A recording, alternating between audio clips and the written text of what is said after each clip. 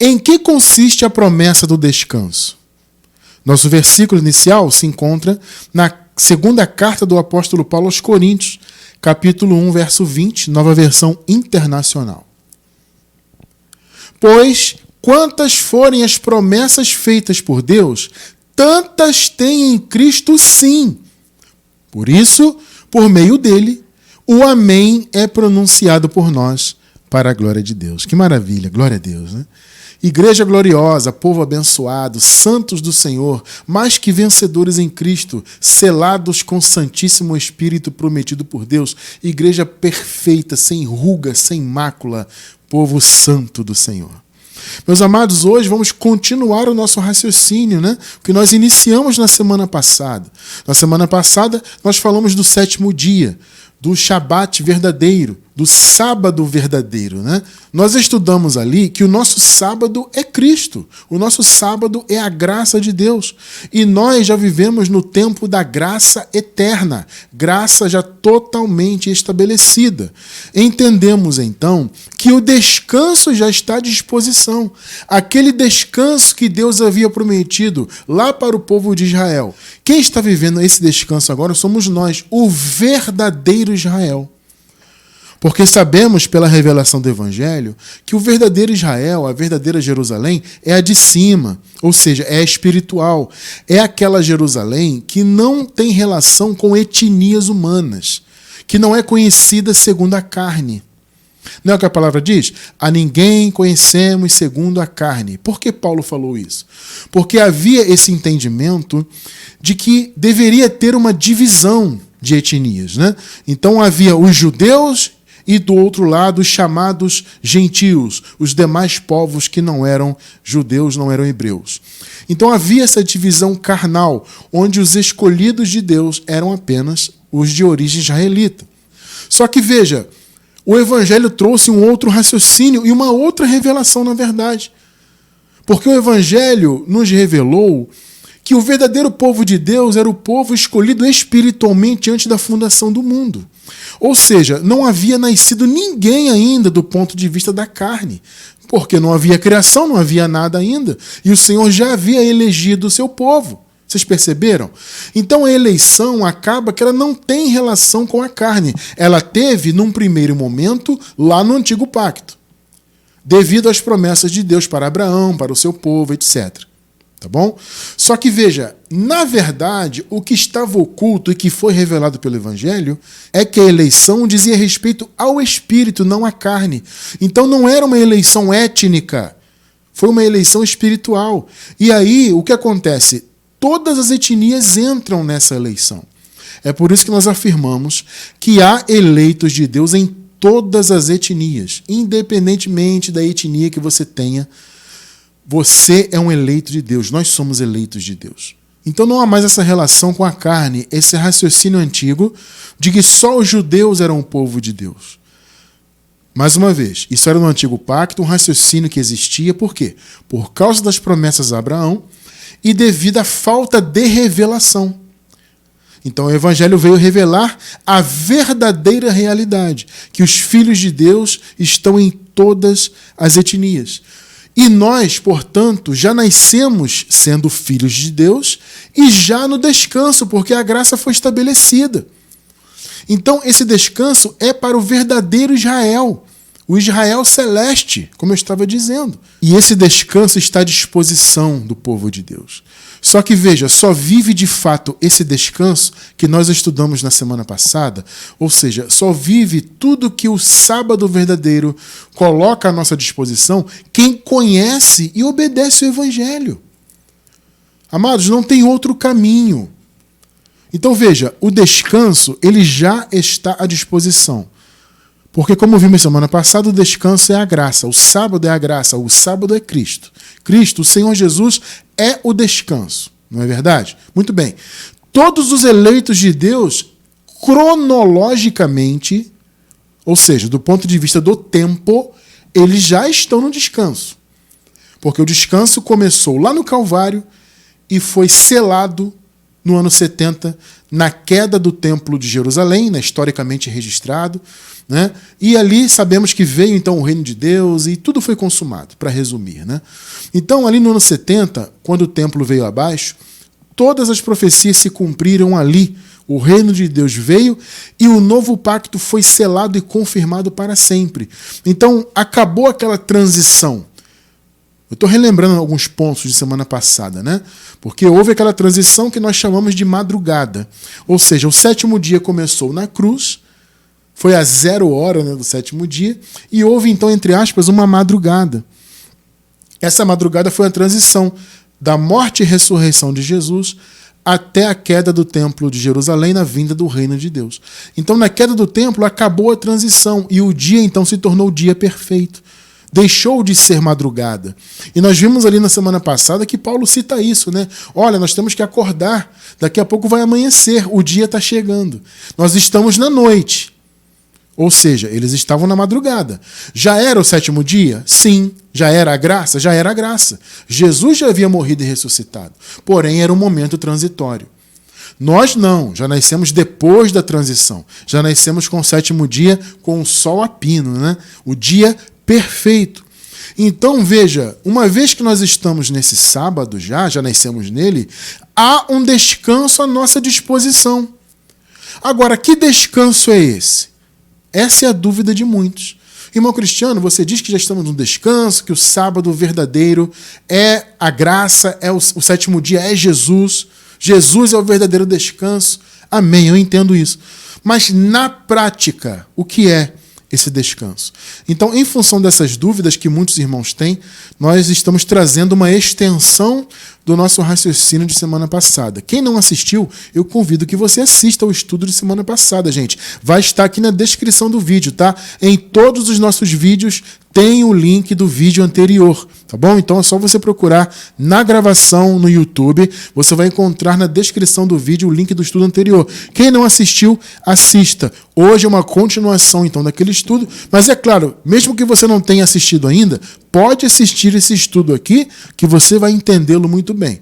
E aí depois você assiste ao estudo passado, tá? Então vocês viram aqui em 2 Coríntios 1:20, Paulo dizendo aos Coríntios que todas as promessas de Deus já foram cumpridas. Em todas nós já temos o sim por meio de Jesus, porque Jesus cumpriu a sua obra. Ele já consumou todas as coisas. Então em todas as promessas nós já temos o sim. Veja, o descanso foi uma promessa de Deus. Se ele foi uma promessa, por meio de Cristo já temos o sim. E aí Paulo diz, né? E por meio dele também nós temos o amém. Ou seja, a confirmação. Nós dizemos amém no caso, né? Confirmando, né, a promessa recebida. Então o Senhor prometeu descanso, Jesus se manifestou e fez esse descanso se tornar uma realidade, porque ele mesmo, Jesus, era e é e para sempre será o nosso descanso, e por meio disso nós pronunciamos amém e louvamos a Deus por esse descanso. Mas como eu falei agora há pouco, amado irmão, amada irmã, só vai usufruir do descanso quem conhece a verdade. Por isso que Jesus disse: conhecereis a verdade e a verdade os libertará. Então é por meio do conhecimento. Veja, não basta o descanso estar disponível. Você tem que conhecer essa disponibilidade. Entende? Então a pregação do Evangelho da Graça é para isso também. Para manifestar na vida daquele irmão, daquela irmã, que ainda está dormindo no sono religioso, né? Muitos estão aí no sono religioso, dormindo, com um véu nos olhos, sem enxergar a verdade. Nós pregamos para esses irmãos acordarem para a vida, para que esses irmãos entendam que o descanso já está à disposição deles. Eles não têm que ser como os israelitas antigos, que por desobediência não entraram no descanso de Deus. É preciso conhecer o Evangelho e viver o Evangelho. Colocar o Evangelho em prática na sua vida. Tá? Então vamos entender, amados, que descanso é esse? Que consiste essa promessa? Veja. Alguns se confundem, e muitos irmãos até já nos escreveram sobre isso, porque há um chamado no Evangelho, não é na lei, não é na religiosidade, é no Evangelho, há um chamado às boas obras. Sendo assim, muitos se perguntam, irmão Cristiano, Por um lado, há um chamado nosso para praticarmos boas obras. Por outro lado, há uma promessa do descanso. No caso, essa prática das boas obras não feriria o descanso? Aí é que está. Esse pensamento, esse raciocínio e essa dúvida, ela vem justamente pelo fato da pessoa não compreender o que é a promessa do descanso. As pessoas confundem boas obras até com obras religiosas. Aí pensam, poxa, a palavra diz que tem que fazer boas obras, mas veja, amados, boas obras são uma coisa, obras religiosas são outra coisa completamente diferente. Então, de fato, nós temos um chamado às boas obras. E você vai entender que isso não fere o descanso, pelo contrário. Efésios 2 é um clássico da graça, essa passagem, né? Versículos 8 até o 10. Pois vocês são salvos pela graça, por meio da fé. E isto não vem de vocês, é um dom de Deus. É o que nós costumamos sempre ensinar aqui. A fé não é sua. Não é você que decidiu ter fé por livre-arbítrio. Aqui está claro, por meio da fé, só que isto não vem de vocês. Por quê? Porque a fé, na verdade, é a fé do Senhor Jesus que nos foi dada, atribuída. Perceberam? É a fé dele, não nossa. Então a fé que você vive, a fé que você exerce, é a fé do Senhor Jesus dentro de você. Então, se hoje você crê em Jesus, você crê porque ele te deu o dom da fé. Perceberam? É isso que Paulo está falando aqui. Então, vocês são salvos? Sim, mas isso não tem a ver com obras. Não foram vocês que decidiram ter fé e praticarem obras para, consequentemente, serem salvos. Não. Olha o que ele fala no 9. Não por obras. Então está muito claro. Não é por obras. E veja, sejam obras religiosas ou mesmo boas obras. A vida eterna que você, que eu, como filhos de Deus, já temos, ela não veio por obras que nós fazemos hoje. Ela já veio pela obra que Jesus fez. Percebe? E a fé que você tem nisso foi o próprio Jesus que te deu, é um dom dele. Então, a posição espiritual que nós temos hoje, ela não vem por obra alguma. As obras, então, são uma consequência. É aqui que muitos tropeçam, né? Porque as pessoas pensam que as obras é que manifestam bênçãos espirituais, as obras é que manifestam salvação. Claro que não. As boas obras são consequência de quem nós somos e do nosso chamado. Então Paulo fala, não é por obras. O que vocês têm de Deus, a salvação e todas as demais bênçãos espirituais, não é por obras, para que ninguém se glorie. Então ninguém pode se gloriar diante de Deus por meio de obras. Versículo 10. Porque somos criação de Deus, realizada em Cristo Jesus, olha a revelação aqui, para fazermos boas obras. Então, não foi por meio delas, foi para elas. Tá claro isso aí? Em outras palavras, as obras, boas obras, não obras religiosas, as boas obras são uma consequência de quem nós somos. Se você é filho de Deus, consequentemente você tem um chamado às boas obras. Perceberam a nuance aí? Porque somos criação de Deus realizada em Cristo Jesus para elas. Então, uma coisa é ter sido por meio delas. Outra coisa diferente é ter sido para elas. Então, se você hoje tem vida eterna, salvação, você é um eleito, uma eleita de Deus, tem o selo do Espírito Santo, é guiado pelo Espírito, etc., é porque você foi eleito para as boas obras. Então, a direção do Evangelho da Graça, amados, é a prática do bem. Entende? A direção do Espírito para nós é isso, é praticarmos o bem. E veja, a prática do bem, ela não fere o descanso. Muito pelo contrário. Vamos ler aqui alguns versículos onde nós encontramos essa direção às boas obras para os filhos de Deus. Repito, essa direção é como consequência. Então, tire da sua mente que as obras causam qualquer coisa. Ah, eu vou ter no futuro a vida eterna se eu fizer isso e aquilo. E veja, amado, vamos lá. O que a religião diz? Que além das boas obras, que eles sequer se preocupam com elas, se preocupam muito pouco, porque religião se preocupa muito mais com obras religiosas, mas eles dizem que para você ter a vida eterna, quem sabe no futuro, você tem que ter uma soma das obras, ou seja, boas obras e obras religiosas. Só que, pelo menos na minha experiência, estou falando da minha experiência pessoal, tá? Em todas as denominações que eu passei, eu nunca vi, gente, uma ênfase às boas obras. Vez ou outra havia aqui um mutirão, uma coisa ali para ajudar alguém, de vez em quando eu via isso, mas eu não via isso como um exercício constante das chamadas igrejas. Repito, a minha experiência do passado quando eu era religioso.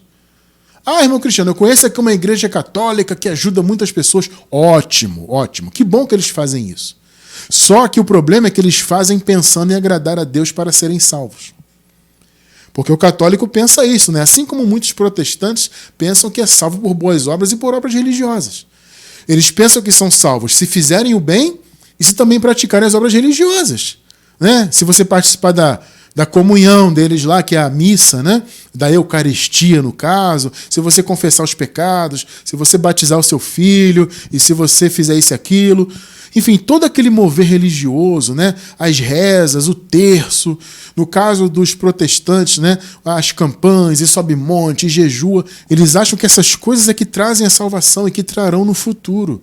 Só que a revelação do Evangelho diz outra coisa. O Evangelho diz que, na realidade, nós já nascemos salvos e sempre salvos, porque a salvação já foi consumada. Então, as obras que fazemos são obras feitas como consequência. Então vamos observar aqui a direção do Espírito por meio do Evangelho. Observem, 2 Tessalonicenses 3,13. Quanto a vocês, irmãos, nunca se cansem de fazer o bem. Gente, olha só.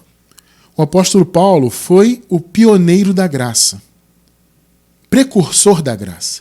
A revelação toda da graça foi dada por meio de Paulo. O Senhor Jesus ressuscitado, revelou essa graça para Paulo no terceiro céu. E essa revelação, então, foi escrita e espalhada em suas epístolas. E pela misericórdia de Deus, esse conhecimento chegou até nós. Então, o que revela o descanso? Não é a palavra da graça? Exatamente, é a palavra da graça que revela o descanso. E vocês veem que mesmo assim Paulo fala, façam o bem. Então, as boas obras, ao contrário do que alguns pensam, elas não ferem um descanso.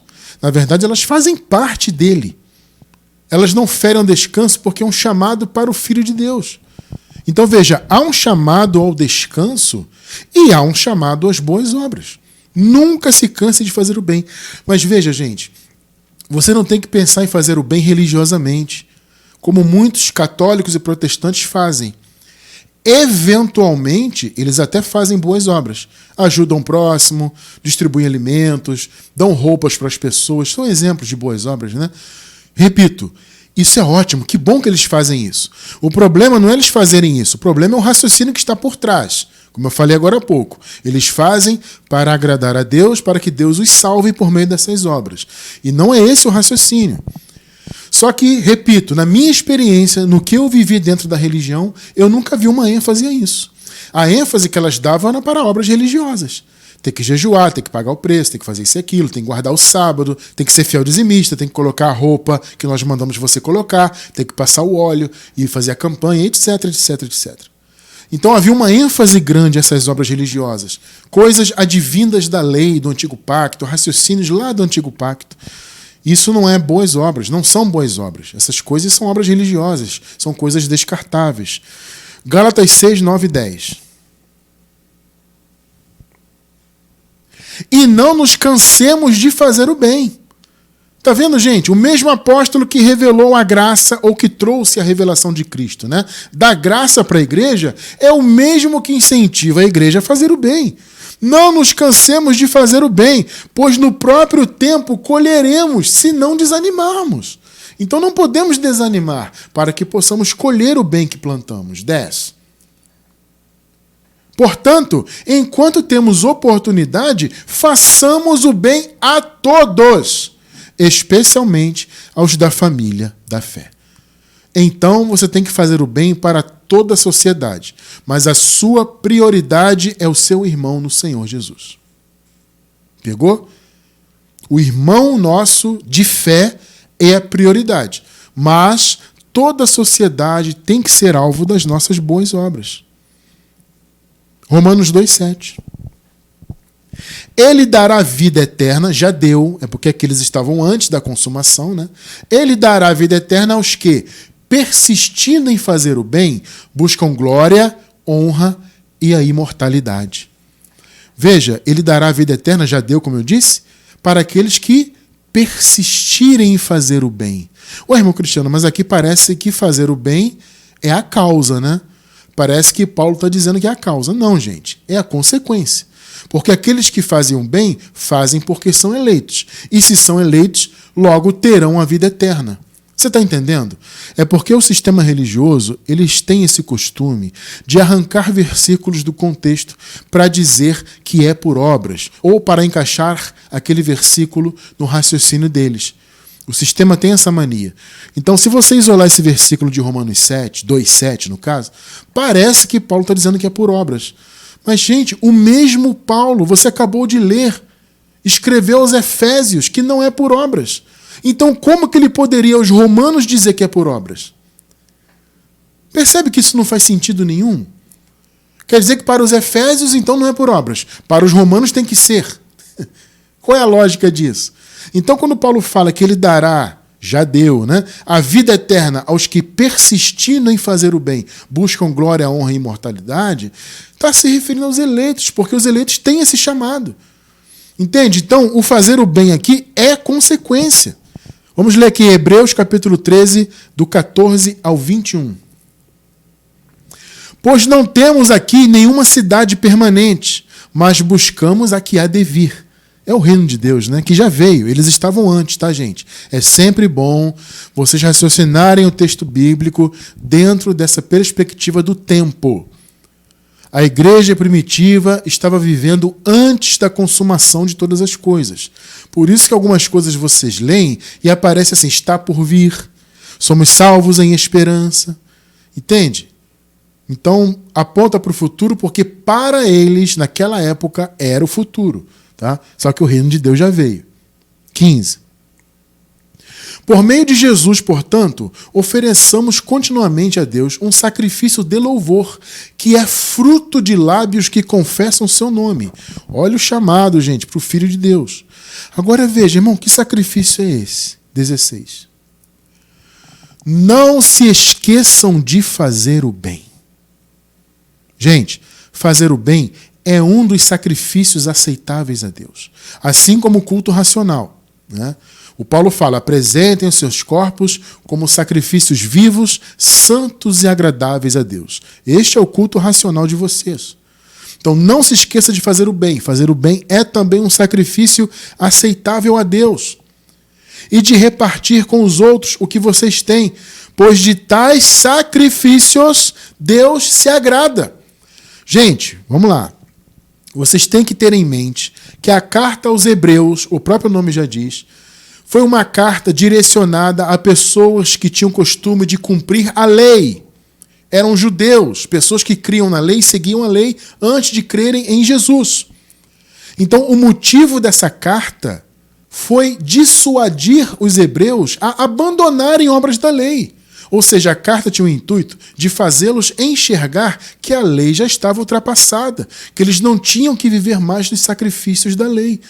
Toda a carta aos Hebreus, gente, é isso. Todo o raciocínio, você pode ler do primeiro versículo até o último.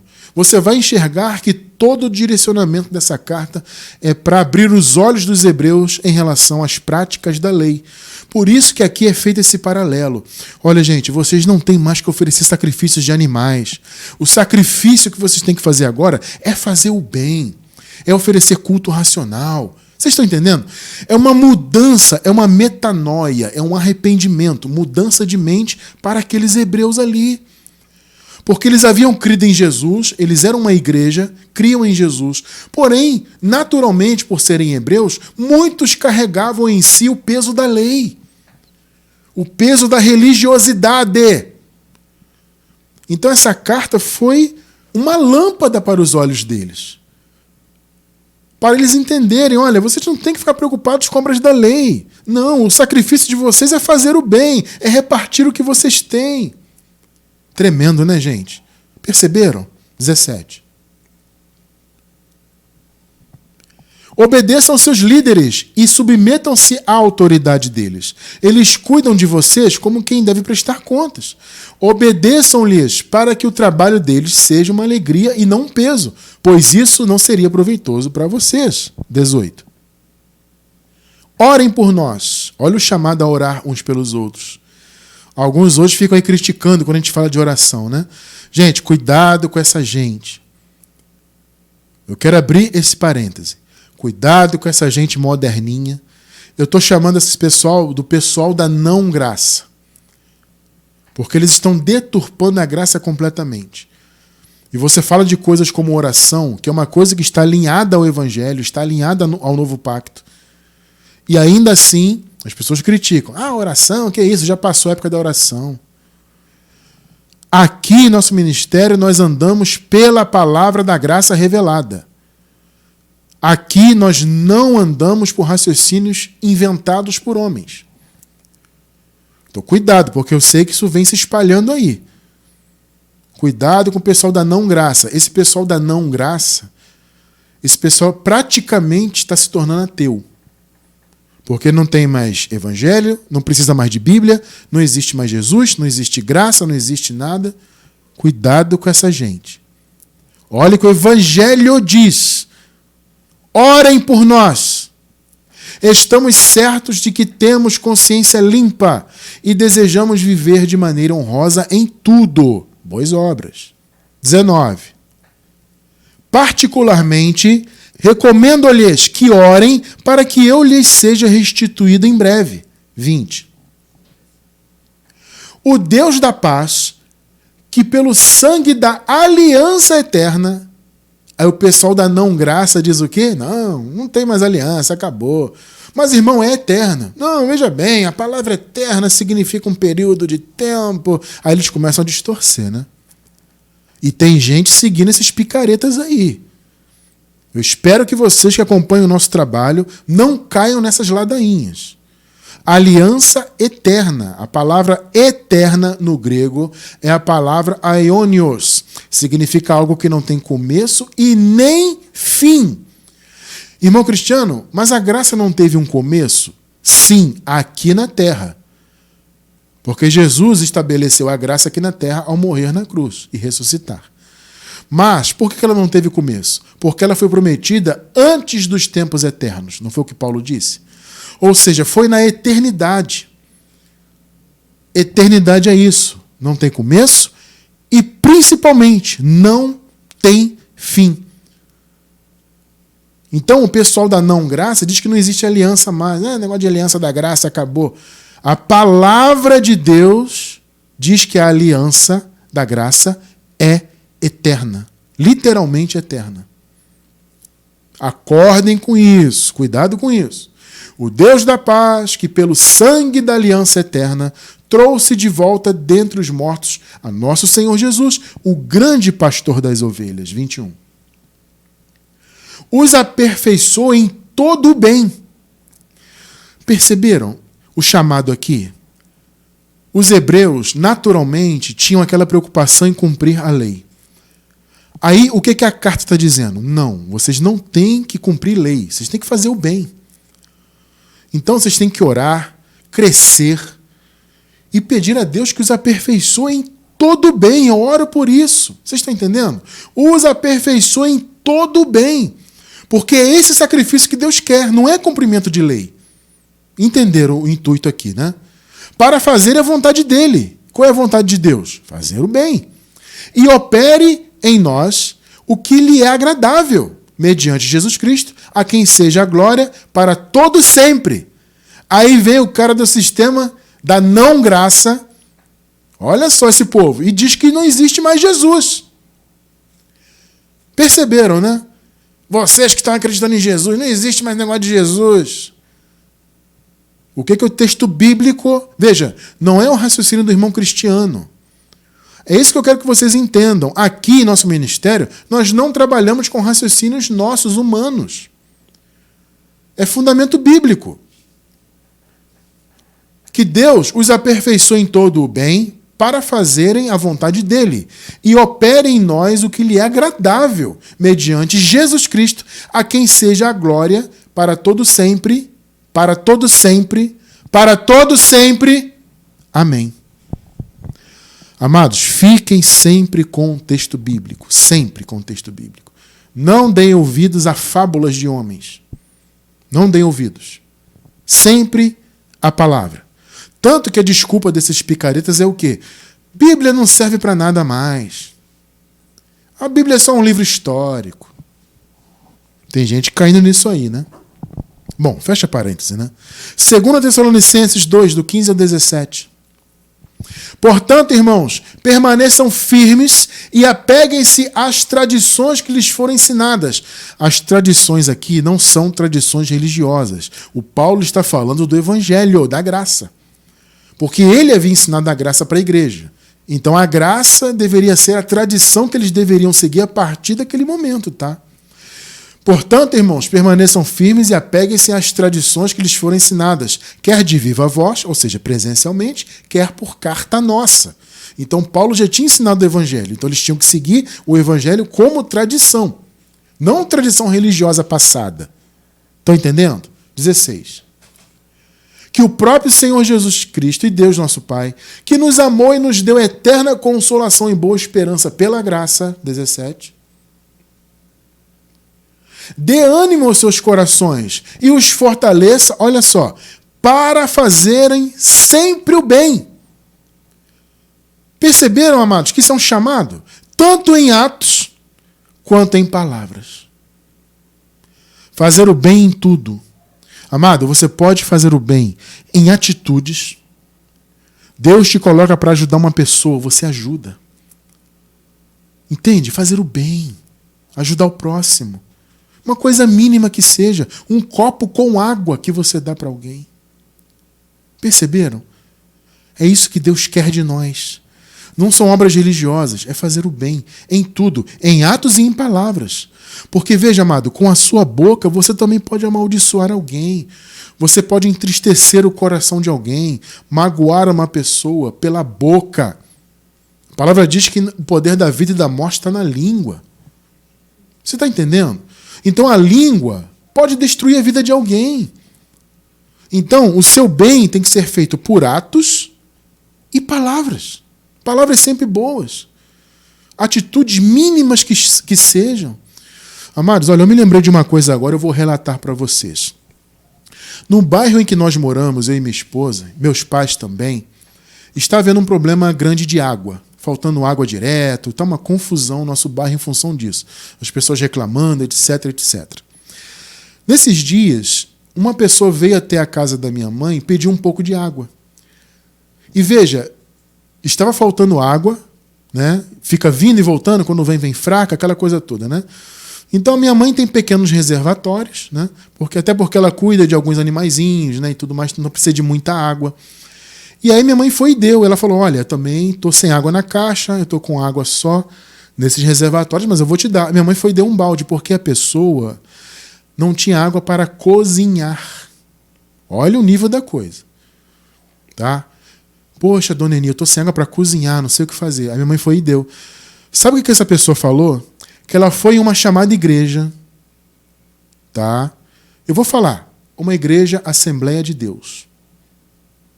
Que é perto da casa dela. Pedir um balde com água. Sabe o que o obreiro falou? Não posso dar porque pode faltar aqui. Pegou? Mas domingo está lá. Ribalaia. Perceberam? Aí domingo está lá. Bate palma e ribalaia. E lê a Bíblia. Eu louvo a Deus. A pessoa bate no portão da chamada igreja. E o cara nega um balde com água. Ah, irmão Cristiano, mas não são todos. Tudo bem. Eu estou falando de uma experiência que minha mãe presenciou e me contou. E ela ficou estarrecida. Porque o pessoal dessa igreja, gente, tem uma aparência de santarrão. Muitos, não todos, mas muitos andam com o nariz em pé. Passam perto de você, nem te cumprimentam. Porque eles são muito religiosos, vocês sabem, né? São muito fervorosos, então nós somos do mundo, né? Olha só como que esse povo é. E eu não duvido que isso aconteça muito por aí em outras chamadas igrejas. Porque muitas dessas fazem o bem, entre aspas, só para se mostrar.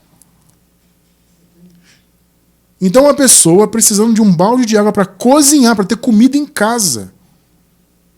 A chamada igreja nega.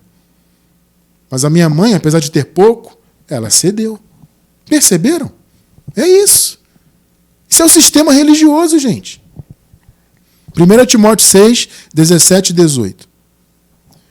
Ordene aos que são ricos no presente mundo que não sejam arrogantes, nem ponham sua esperança na incerteza da riqueza, mas em Deus, que de tudo nos provê ricamente para a nossa satisfação.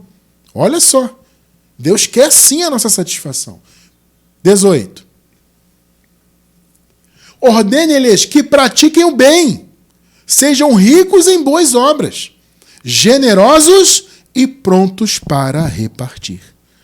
Perceberam o chamado, abençoado irmão, abençoada irmã?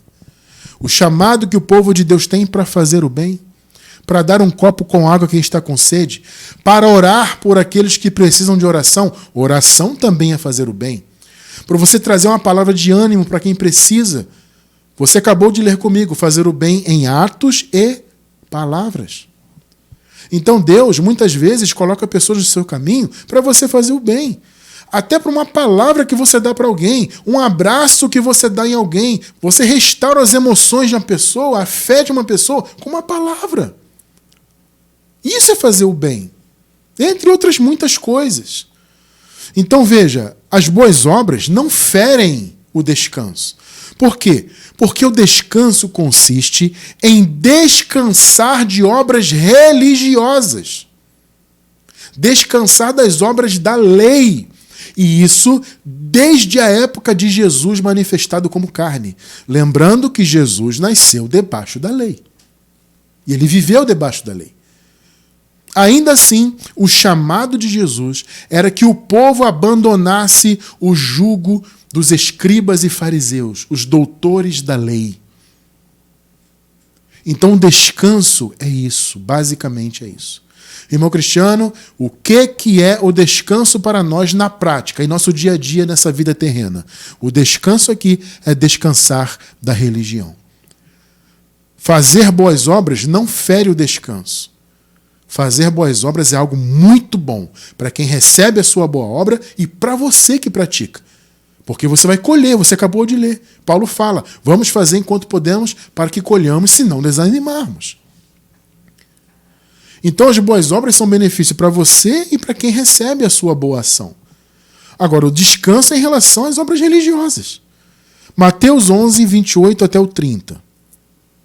Venham a mim, todos os que estão cansados e sobrecarregados, e eu lhes darei descanso.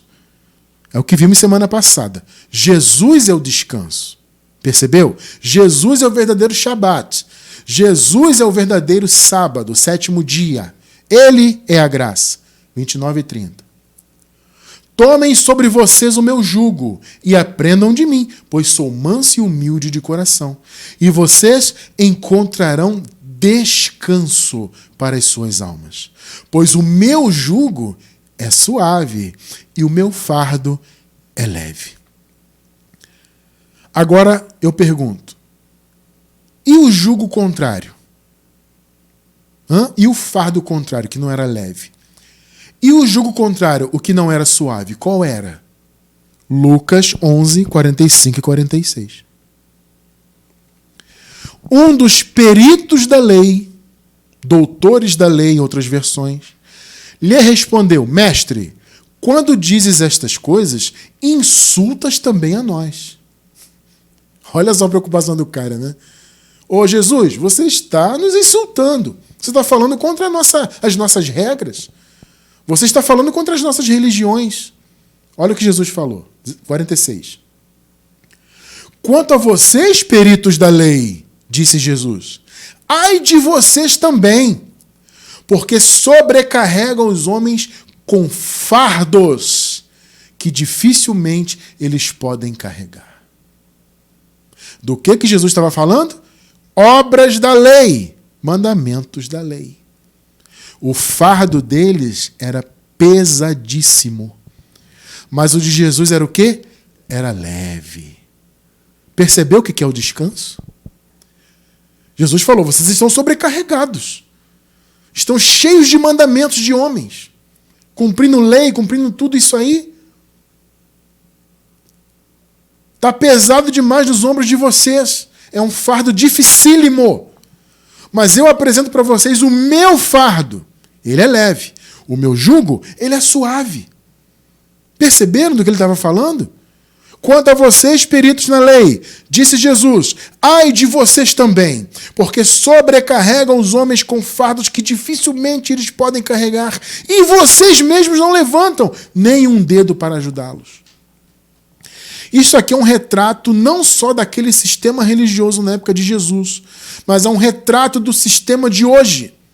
Porque muitos desses mandamentos, essas invencionices modernas que os homens criaram para as pessoas seguirem, muitos não seguem o que eles mesmos pregam. Muitos não seguem. Então coloca o peso no ombro do povo para manter o povo preso. Né? Então o povo fica ali pesado, carregando aquele peso, aquele fardo que machuca. Obras da lei. Vocês estão entendendo o que é o descanso? É o descanso em relação à religião. Não é deixar de fazer boas obras. Não é deixar de ser útil para as pessoas. É deixar de ser religioso, religiosa. Hebreus 4, do 1 ao 11. Lembrando, a carta aos Hebreus foi escrita para abrir os olhos do povo quanto a isso. Olha, vocês têm que fazer o bem. Este é o sacrifício que Deus quer. Nós acabamos de ler agora há pouco, na carta aos Hebreus também, não foi? Então, essa é a ideia. Vocês não têm que ser religiosos. Esse fardo já caiu. Visto que nos foi deixada a promessa de entrarmos no descanso de Deus. Temamos que algum de vocês pensem que tenham falhado. 2. Pois as boas novas foram pregadas também a nós, como também a eles. Eles aqui são ou eram os israelitas no passado, que receberam a promessa do descanso, mas não creram. Né? Mas a mensagem que eles ouviram de nada lhes valeu, pois não foi acompanhada de fé por aqueles que a ouviram. Então eles ouviram, mas não creram. E um detalhe, né? Eles viram Moisés realizar vários e vários milagres ali. Coisas extraordinárias que Deus fazia. No entanto, não creram. 3. Pois nós, os que cremos, pegou? É que entramos naquele descanso. Então aqui, gente, o texto bíblico está dizendo o seguinte, vocês que hoje estão no Evangelho, estão crendo em Jesus, esse chamado é para vocês. Os israelitas não entraram no descanso, aqueles lá que não creram. Mas nós que cremos, entramos. Então aqui o raciocínio é esse, né? Está usando aquela experiência dos israelitas antigos para trazer essa realidade para o povo naquela época e até para nós hoje, eu diria.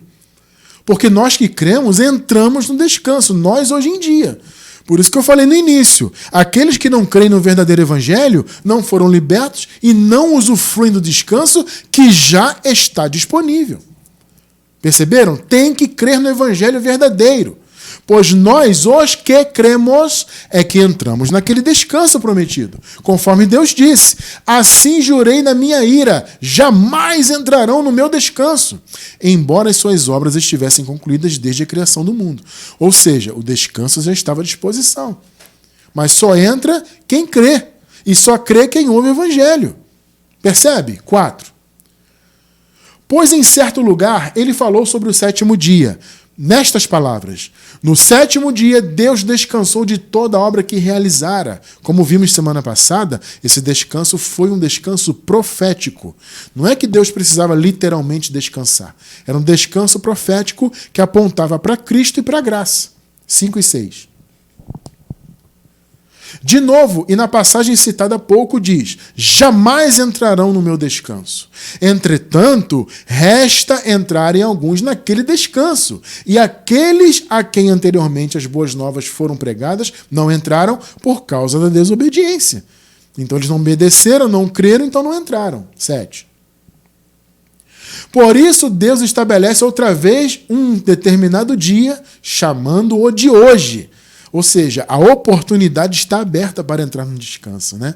Ao declarar muito tempo depois, por meio de Davi, de acordo com o que fora dito antes, se hoje vocês ouvirem a sua voz, não endureçam o coração. É um chamado para eles ali, meus irmãos. Creiam em Cristo e na graça. Vocês não precisam de obras da lei. Vocês têm que fazer o bem. Isso sim, este é o sacrifício que Deus quer. Então vocês estão ouvindo o Evangelho? Então fiquem no Evangelho. Esse é o chamado. Não é ser religioso. Vocês foram religiosos antes de conhecer a graça. Entende? Esse é o intuito aqui desse texto. Trazendo para a nossa realidade, serve também para os irmãos que estão na religião hoje. Irmãos que estão na religião, no sistema religioso, no sistema denominacional, vocês têm que se libertar disso. Porque enquanto vocês estão no sistema denominacional, cumprindo obras criadas por homens, mandamentos advindos da lei ou inspirados na lei, vocês nunca vão entrar no descanso. E nem vão fazer as boas obras necessárias. Porque essas chamadas igrejas sequer enfatizam isso. Eles negam até água para quem precisa de água. Vocês querem o que mais? Perceberam, né? 8 e 9. Porque se Josué lhes tivesse dado descanso, aqueles israelitas antigos, né? Deus não teria falado posteriormente a respeito de um outro dia. Assim, ainda resta um descanso sabático para o povo de Deus. Esse descanso é Jesus. Não foi o que ele falou? Em mim vocês encontrarão descanso. Então, o descanso sabático, o 7º dia, é Cristo. Esse descanso está à disposição do povo de Deus, mas é só para quem crê na verdade do Evangelho. 10. Pois todo aquele que entra no descanso de Deus também descansa das suas obras. Obras religiosas. Não são boas obras. Eu quero deixar isso bem claro. Vou repetir. As boas obras não ferem o descanso. Elas são um chamado para os eleitos. Só que elas não têm que ser feitas por obrigação. Elas são feitas por chamado, por tendência, com alegria. Quando você faz o bem para alguém, seja por palavra, seja por ação, você faz com alegria. Então não é algo pesado, não é algo que vai tirar o seu descanso, pelo contrário. Entende? Então quando fala aqui de descansar das suas obras, como Deus havia descansado, é em relação à religião, gente. Pois todo aquele que entra no descanso, ou seja, aquele que crê no Evangelho, também descansa. Amados, é uma consequência imediata. A pessoa, quando tem revelação da graça na sua vida, imediatamente ela abandona obras da lei. Por quê? Porque ela entra no descanso prometido. Assim como Deus descansou das suas. 11. Portanto, ofereçamos-nos para entrar nesse descanso. Ou seja, creiam no Evangelho, abandonem obras da lei. É isso que está sendo falado aqui. Para que ninguém venha a cair, segundo aquele exemplo da desobediência. Ou seja, segundo os israelitas antigos, que não creram no que Deus fez, não creram na promessa. Entende? Muitos estão hoje, assim como esses hebreus aqui, mas eu tenho certeza que essa palavra aqui retirou aqueles hebreus daquela condição. Há muitos hoje nessa condição. Não entram no descanso, apesar de o descanso estar consumado, está disponível, mas não entram. Por quê? Porque vivem seguindo homens, não seguem o Evangelho, não têm revelação e nem querem muitas vezes. Muitas vezes vamos falar, não, isso aí é heresia, isso é coisa do diabo, isso é isso e aquilo. E ficam presos nos jejuns, sacrifícios, santa ceia, dízimos, roupa, e sobe monte, passa óleo, faz campanha, e lambe o pó da terra, anda de joelho no pó, ajoelha no milho, e come a Eucaristia, sabe? E joga água benta na cabeça, e confessa o pecado. As pessoas vivem envolvidas com isso, nesse desespero, e medo de perder salvação, medo de diabo, medo de Deus pesar a mão, e se não frequentar a igreja vai perder salvação, isso e aquilo. É uma vida de medo, de angústia, de incertezas. Irmão, você é salvo? Não, não tem como dizer que sou salvo, porque, sei lá, amanhã eu posso cometer um pecado, eu vou perder minha salvação. Se eu deixar de ser fiel dizimista, eu vou perder. Se eu deixar de usar a roupa que o pastor mandou usar, vou perder. E eu pergunto, você descansa onde? Percebe? Onde que isso é o descanso? Não. Isso é aborrecimento. Isso é falta de paz. É o que a religião faz. Eles dizem pregar a paz. Venha para cá que você vai ter uma vida boa. Vai ter paz. Paz nada, é só desespero. É diabo para todo lado. É Deus furioso para todo lado. É antigo pacto para todo lado. E sacrifica para todo lado. Isso não é descanso. Então a promessa do descanso consiste nisso. Em você se libertar do sistema religioso e você viver em boas obras. Só que fazer boas obras sem peso, sem obrigatoriedade, sem aquele desespero, tem que fazer para ser salvo. Não, faz porque você já é. Faz sempre que Deus lhe der a oportunidade. Está entendendo o ponto? Esse é o nosso chamado. E eu quero, antes de encerrar, ressaltar uma coisa importante. O descanso também tem a ver com você descansar com circunstâncias da vida. O descanso faz parte disso também. Descansar de obras religiosas e descansar em relação a todas as demandas do mundo. Temos que descansar. Eu encerro com Hebreus 4:16. Veja o chamado para aqueles irmãos. Assim sendo, aproximemo-nos do trono da graça. Pegou o contexto? Entendeu o que é entrar no descanso? É você entrar no trono da graça, se aproximar dele, né? Ou seja, você adotar na sua vida a direção da graça de Deus, não a direção religiosa. Esse é o descanso que foi prometido e que hoje pode ser exercido e vivido por quem crê. Você que hoje é um religioso ainda, meu irmão, e está me ouvindo agora, entenda, o seu chamado é abandonar esse sistema denominacional religioso e viver em boas obras e viver a vontade de Deus, viver o evangelho da graça. Esse é o verdadeiro descanso. Assim sendo, aproximemo-nos do trono da graça com toda a confiança, a fim de recebermos misericórdia e encontrarmos graça que nos ajude no momento da necessidade. Esse é o chamado. A graça está à nossa disposição, mas só vive a graça, o descanso, quem conhece o Evangelho. Por isso aqui nós louvamos a Deus e louvaremos para sempre pela revelação do Evangelho da Graça que nos libertou do sistema religioso e nos fez descansar de verdade definitivamente. Louvado seja o nosso Senhor por isso.